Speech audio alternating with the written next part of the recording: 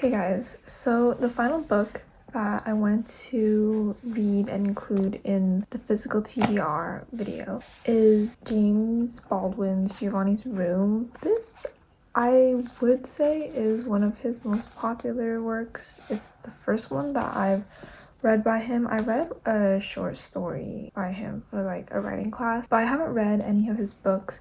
I wanted to read this for so long, but I wanted to buy it, and this edition was kind of, I feel like for how big it is, it was kind of expensive, so that's why I waited so long. And I didn't know anything about it except that it was supposed to be sad and have a lot of yearning. It is, I'm just gonna read the back because I think it tells it very nicely. But it says, David, a young American in 1950s Paris, is waiting for his fiancée to return from vacation in Spain. But when he meets Giovanni, a handsome Italian barman, the two men are drawn into an intense affair.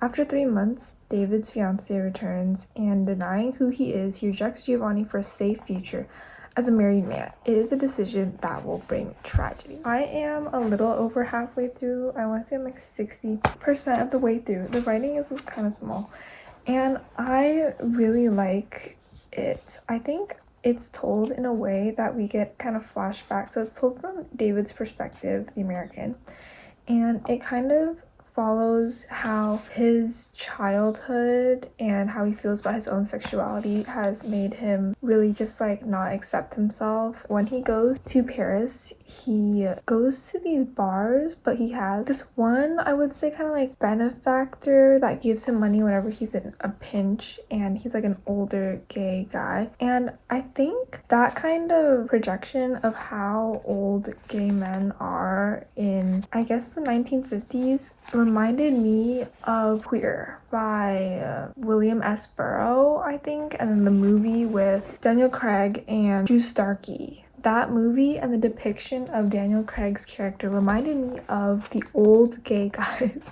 in this book, with how they're kind of being portrayed as like outdated and very pathetically looking for love. It feels like their time has already fizzled out and they haven't found true love yet because they're like into younger guys, and I guess returning back to what they want to be. And then like the younger guys that they get with, like they seem to be just there for the money, and that kind of dynamic really reminded me of Queers, so that was interesting. But aside from what I just told you, this is, I guess it's a book about love and also a book about acceptance. I really like it so far. I like the relationship between David and Giovanni. Their conversations are very interesting, but you know that David is going to choose Hella, so it's kind of like a doomed romance, but I'm curious to see what happens. Hey guys, so the last time that I talked to you, I think I was around halfway through with Giovanni's Room, but I just finished it a few hours ago, and I was writing down notes about like what I noticed, and I was drawing parallels to other things, and I also just like wanted to put down the whole timeline of what happens, basically the plot, so I can better understand it. And okay, so I'm first gonna explain what it is about. So this is basically about a young guy named David. He is, I want to say, like approaching his 30s or in his early 30s, and he is pretty well off. His dad is like really rich. They have a really nice house in America, and I think after he goes to college, or when he's like around 30, he goes to France because he wants to like escape kind of his relationship with his father, or escape his family and kind of have a new start. And through that, he meets this guy named Giovanni, and they start this like 3-month long, very short like relationship and intense infatuation with each other. But also David has a fiance named Hella, and while David was in Paris, where he went with Giovanni, his fiance was in Spain. But after 3 months she comes back, and then this is not a spoiler, it's in the blurb, and then when she comes back David leaves Giovanni for Hella, and then it kind of just spirals into a tragedy from there. I remember saying that a lot of people said this was very sad, and I think at the time, because I was only halfway through, I hadn't gotten to the saddest parts of it yet, but now having finished it, I can confirm that it's very sad. I feel like in the beginning, I didn't really understand David as a character that much. I was like, why are you leaving like such a nice lifestyle that you have? Because he doesn't have a job, and the way that he gets money is by like begging his father across the country to wire more money into his account. So he doesn't really have any prospects or goals when he goes to Paris. But after kind of seeing the progression of his relationship with Giovanni and how they kind of are never completely on the same page with each other, mostly literally because of David, I could understand his character more. And then from that, I understood like Giovanni and also Hella. And they're just such complex characters. I think this book is so interesting with how all of the dynamics kind of wrap up, and you really get to see the thought processes that they have. And I just really liked it. I gave it a 5 out of 5 stars. It's not even that long of a book. I really recommend. I feel like the end had such a big impact on me, and it really kept me hooked.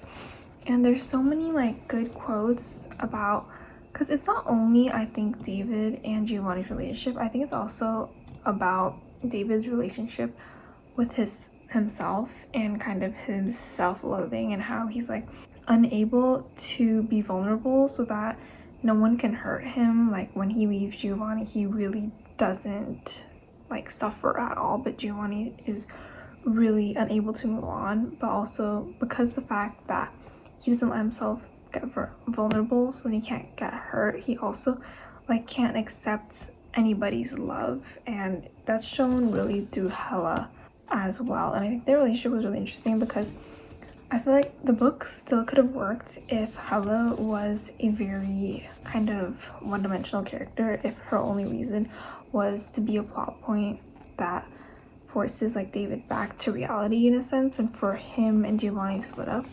But when she and David actually reunite in Paris, I feel like she has such an interesting dialogue about kind of also the like gender expectations that are put on women, and how in a sense she kind of feels pressured to like get married and start this family. So I just really like that because all of the characters are so complex, even the ones that you really don't like I mentioned before earlier. There are these two men, Jacques, and I really don't know how to pronounce his name, but it's like Guillaume, Guillaume. So these two old men, they are gay men and they are very wealthy, and they kind of are like mini antagonists. They only show up to cause trouble and to make David and Giovanni feel uncomfortable. But I think the similarities between them and Queers is that in the book Queer by William S. Burroughs and also the movie, you really see everything through the perspective of like the older guy, whoever Daniel Craig plays. I can't remember the name of the actual character.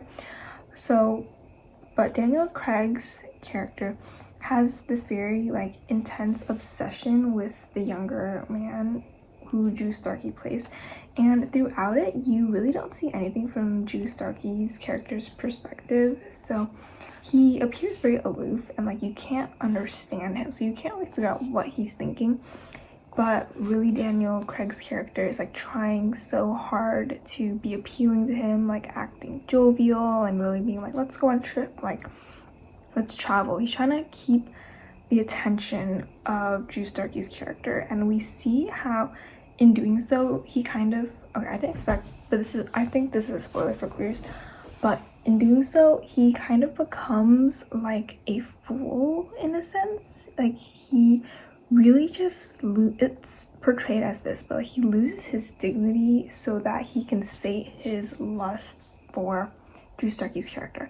And I think in Giovanni's room we kind of see that from the other perspective of Giovanni, and David, where like Jacques and the other old men are like lusting over them, and like they are kind of seen as like these goods to be attained.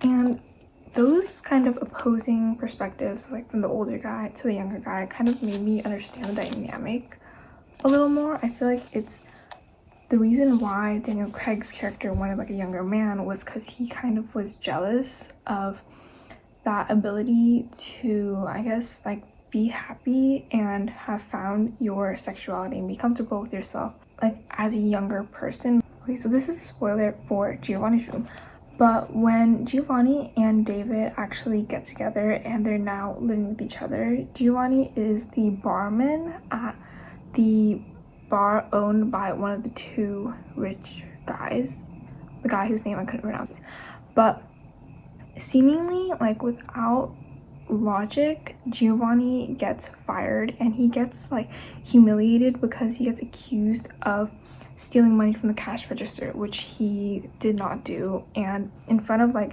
everyone, like all of the customers, he gets like hurled out of the store and none of them listening to him, so he gets fired. And I feel like that was very abrupt, and I couldn't really like in the beginning I was like, why does this suddenly happen to him?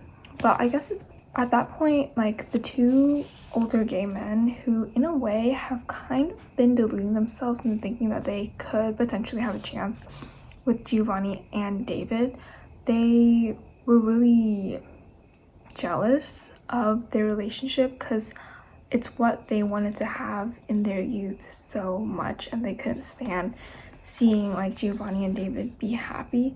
That is what I interpreted it as. Either that or like he wanted Giovanni for himself, but I don't know. It was very interesting to see those kind of relationships play out, like one person's desires and how they kind of change from, you know, when you're a young adult to you're like almost elderly. I feel like how those feelings change and manifest and how they're critiqued through Giovanni's Dream and Queers was really interesting, and I really liked it. It was very impactful for like less than 200 pages. I would really recommend this book. It will stick with me, and I'm just so glad to have read it.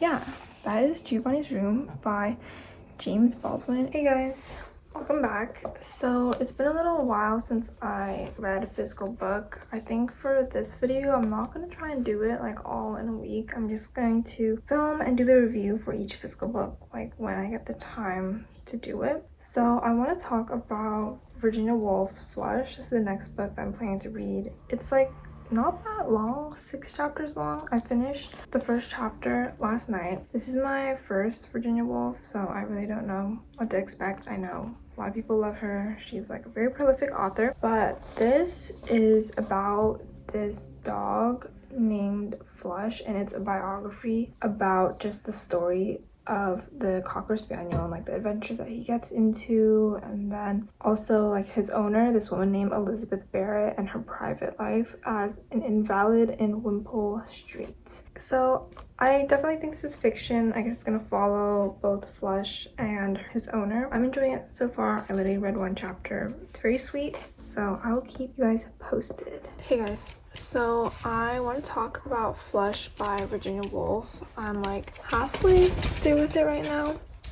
and I don't know if I explained in detail what it was about, so I'm going to talk about it now. But it's about this Cocker Spaniel named Flush, and he was originally owned by this woman who, I don't forget her name, but she wasn't very well off, so she pawned Flush off, or like she gave Flush to her wealthy friend, who is this sick woman named Elizabeth Barrett. I don't know how old she is, but she lives in this apartment with like her 7 siblings and her dad, and she's very rich. But when Flush goes there, like he doesn't have the same freedom as he once did with his old owner, because like whenever she would walk him, he would just get let out without a leash and he'd just go and explore. But with this woman, because she's more sick, he actually spends a lot of time indoors because he wants to stay with her. And it's honestly so far just a very pleasant and charming story. I think it's actually really good for fall. It's so cute. It kind of made me think about like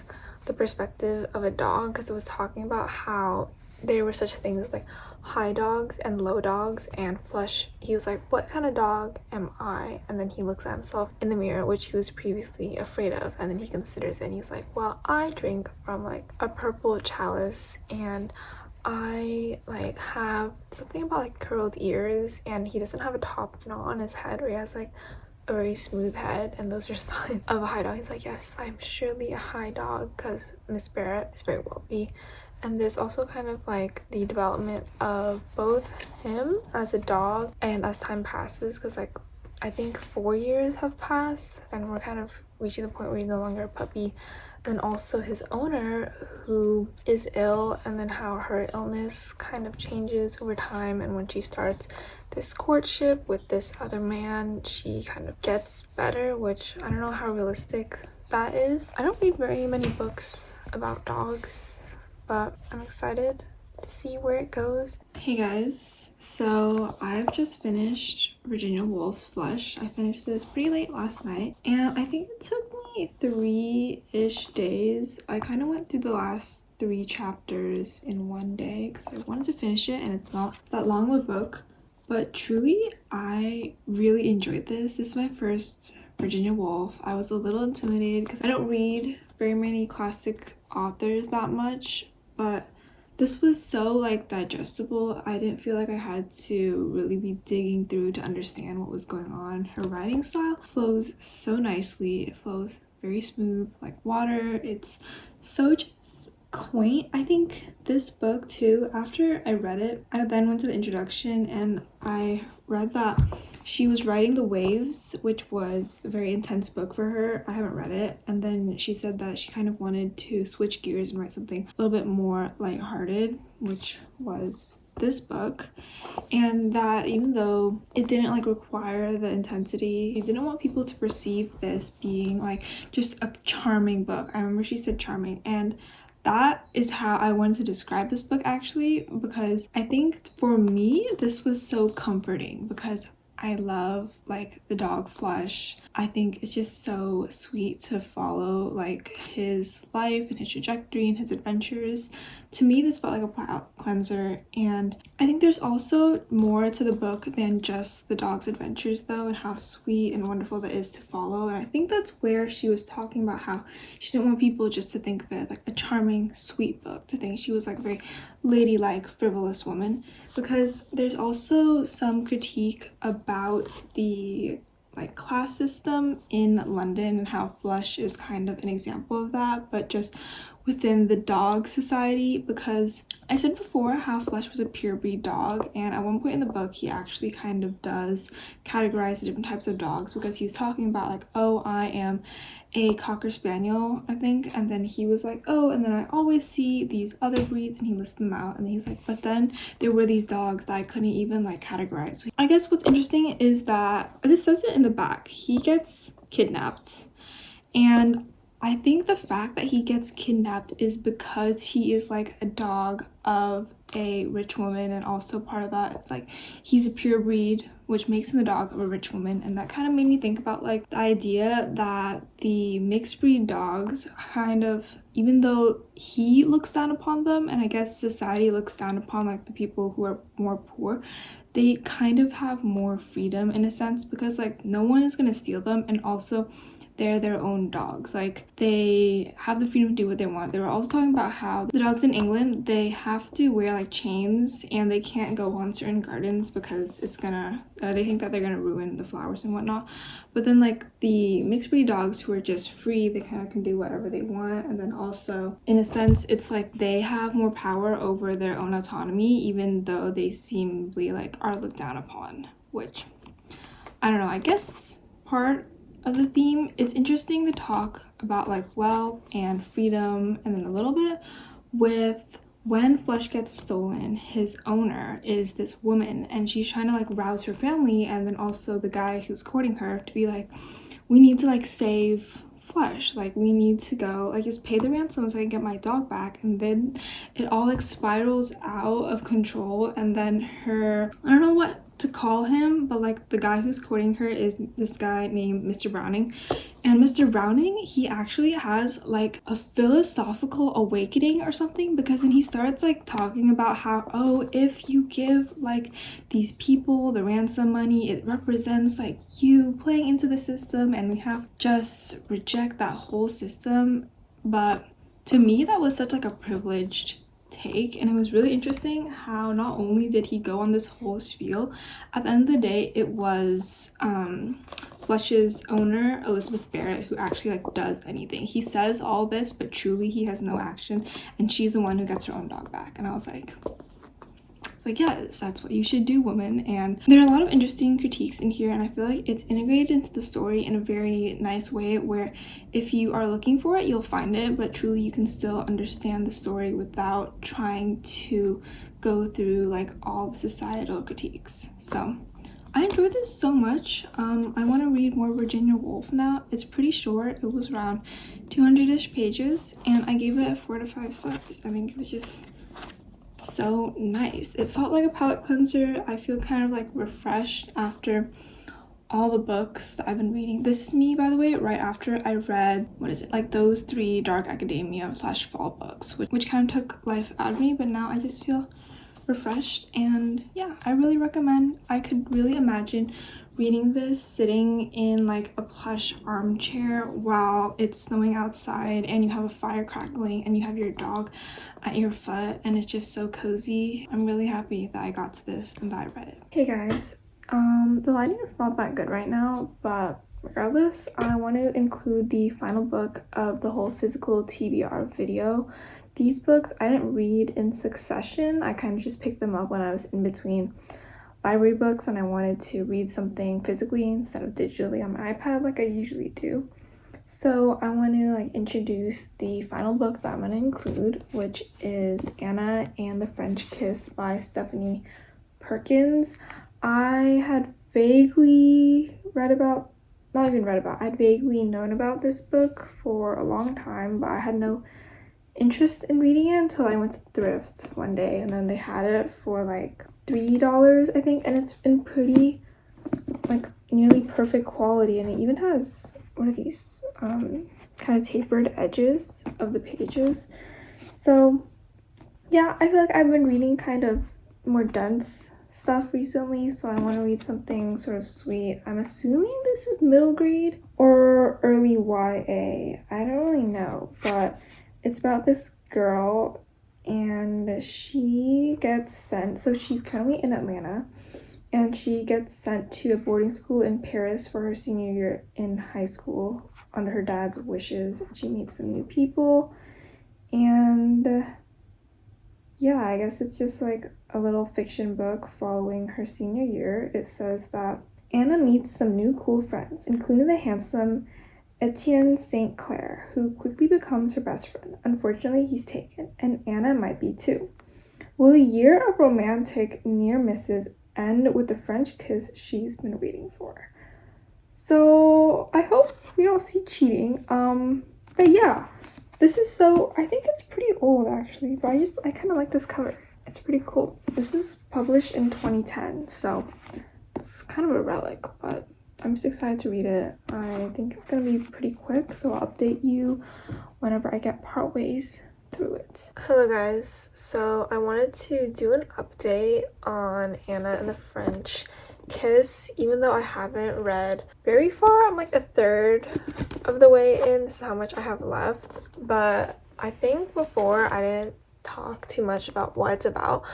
But now having read it, I want to just speak a bit more about it. So it's about this girl named Anna, and her dad is like a very acclaimed romance novelist, but she herself doesn't like the novels. I think they're kind of like trashy.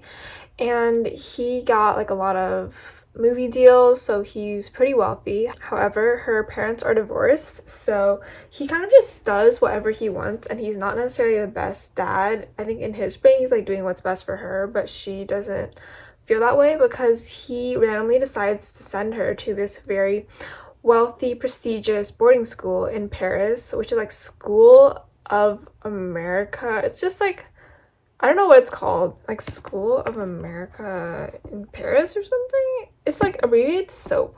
But that's where he sends her against her will, or she doesn't really have a say in it because she had like her best friend and she even had this guy that she was crushing on back at home in Atlanta, but now she has to kind of restart her whole senior year in Paris, which for her is like a very big jump. She doesn't speak French, she doesn't know anybody, she just gets dropped off on day one, her parents leave, and like she has this kind of mental breakdown because she's like, what am I doing here? And she feels very out of sorts. There's like, I would feel the same way too. But then she very quickly gets picked up by this girl named Meredith, who has this whole really sweet and really funny, honestly, friend group where it's like Meredith, Rashmi, Josh, and St. Clair, which his real name is like Etienne, but no one calls him that. They just call him St. Clair, and her. So she joins this friend group and they all become very fast friends, or they already were fast friends, but they kind of like integrate her into the friend group, and we're just kind of exploring her as she gets more acquainted with French society, and she's kind of finding herself, and she's like, oh, I still miss my friend Bridget, and she also has this really nice passion for film. She wants to become like a professional film reviewer, so she goes to the Paris cinemas by herself, and she's kind of like growing into being her own person, because before she'd be very afraid and she'd be like, I don't know if I can go into French society because I don't speak any French, but now she's like getting more independent, and I really love to see her growth so far. And there's also like this little romance with the guy St. Clair, but kind of he is dating this girl and she kind of has lingering feelings for this guy back at home, so they haven't made any like big steps towards their romance.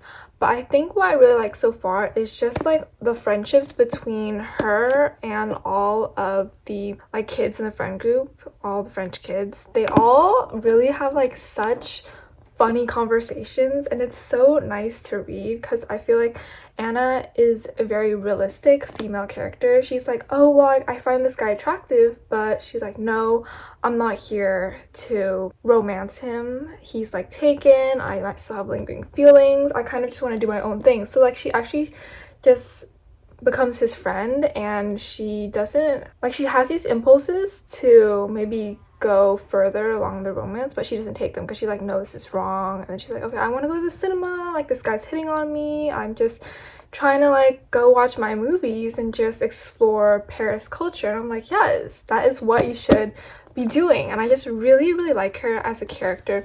Frankly, all of them are so funny. I think this is just such a wholesome, pleasant book. They have such like starky conversations, they're really sarcastic. I think the banter between honestly all 5 of them is so fun. Like, I have no complaints right now, and it's just very nice. It's like a breath of fresh air. It feels very wholesome, and honestly it's kind of like she's experiencing this rite of passage and she's going through so many changes at once, and I'm just like really rooting for her. I really hope that she finds her stride, and I think she honestly already is. And it's just like, it's so funny. I don't know how else to explain. It's funny as in like I'm laughing a little bit at them but with them as well, but for sure I'm entertained.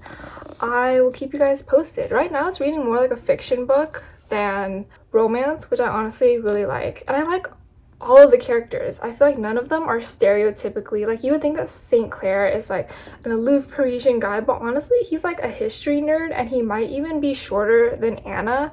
And I'm like, this is so refreshing. I think with all the tropes of modern romances, this one feels very genuine, and yeah, I'm enjoying it so far. So I might as well just finish it. I don't know if I'm gonna do another update in between, but this is Anna and the French Kiss. Hello guys. So I have just finished Anna and the French Kiss by Stephanie Perkins, and I feel like I have really, okay, besides Fourth Wing, I think that all the physical books I've been reading recently are like bangers. I don't know how else to explain this weird phenomenon, but as soon as I read a physical book that I bought, I was like, this is where it's at, because I think all the books in this video are such good reads. Like this book, I had very low expectations for it because I hadn't heard anyone talking about it, or maybe I had no expectations for it,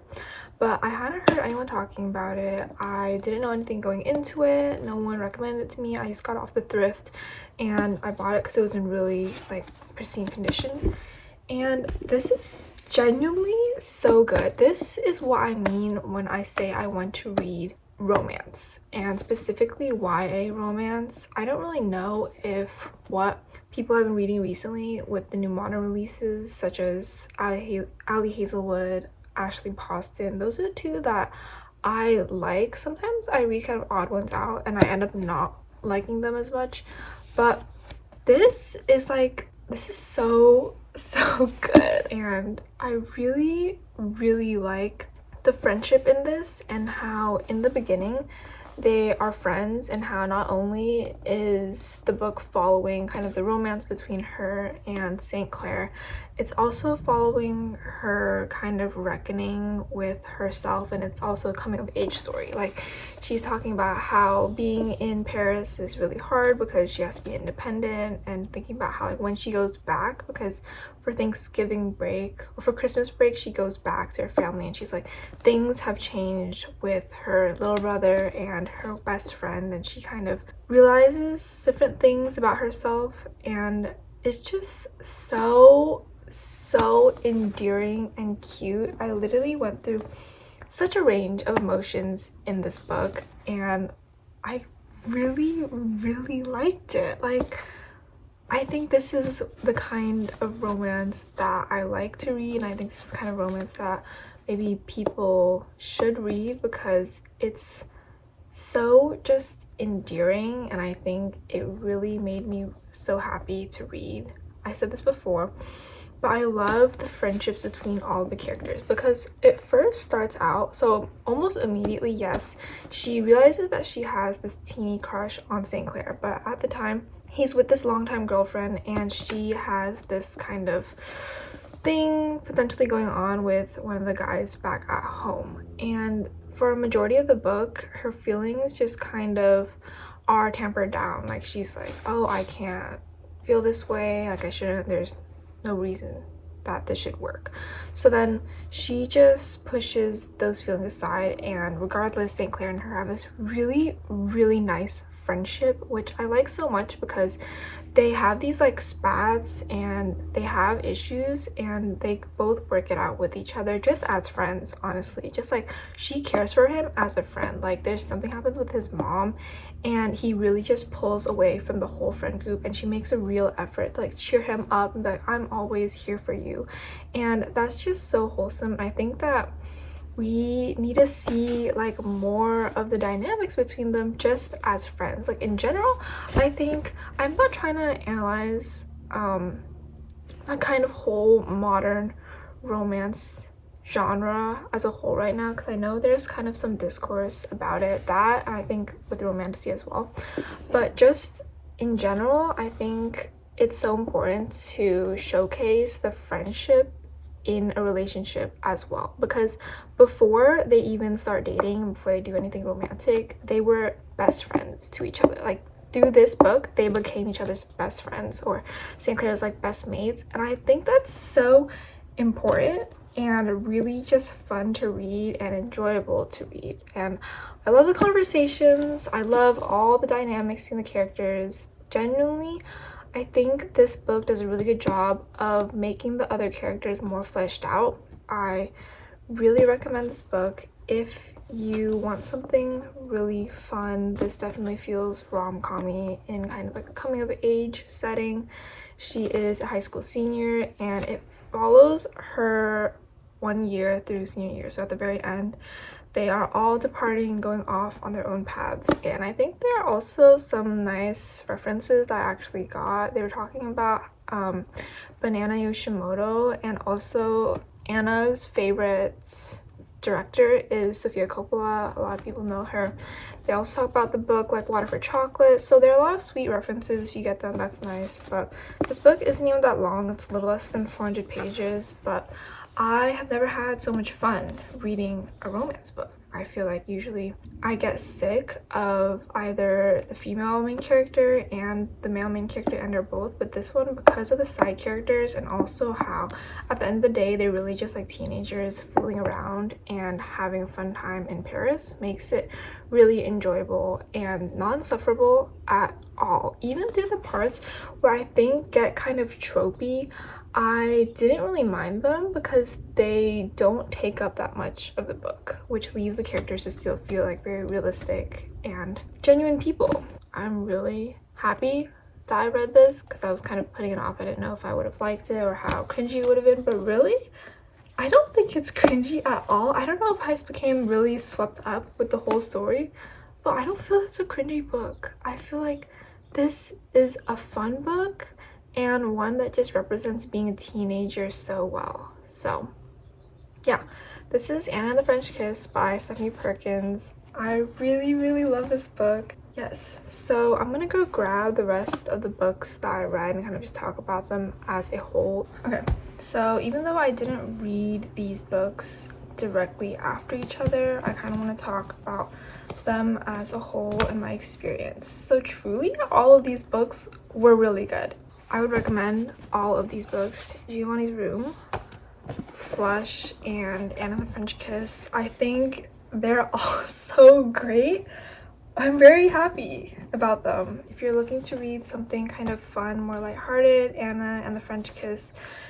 Really, if you haven't read it, just read Giovanni's Room. I think it's such an important read. If you want to read Virginia Woolf but feel a little bit intimidated because she's kind of a classic author, I'd recommend Flush. It's more digestible and it flows very nicely. Or if you just want to read about dogs in general, I'd recommend this. So yeah, these are all the books that I read in this video. I think I read them over maybe half a month because I read these two in the later half of August and this one's early September. But yeah, thank you for watching this video, and I will probably see you in the next video, which I'm planning to be the whole Raven Cycle series, but I really no promises on